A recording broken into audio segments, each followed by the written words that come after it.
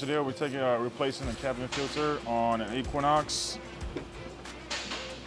Pretty much start by the glove box. You want to take out what's inside of it so it doesn't fall out.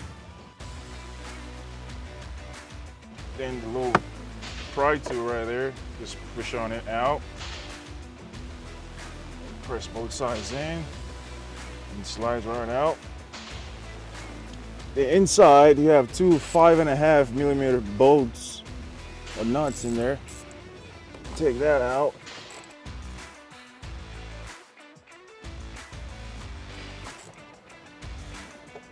And the other side, do the same thing.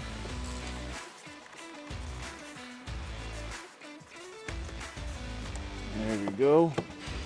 And you just push on both sides.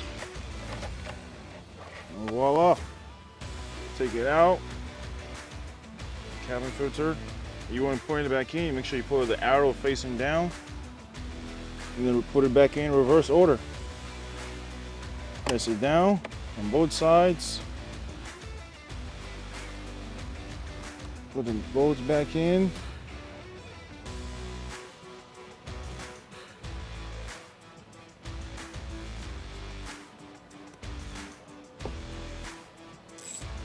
Tighten it back up.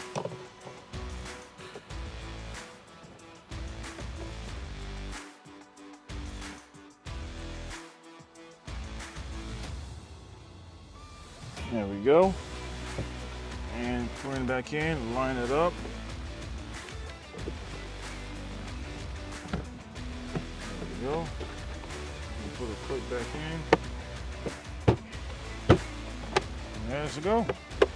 I'm Daniel Fash. I'm a technician here at Jacksonville Chevrolet, and that's how you replace the cabin filter on an Equinox.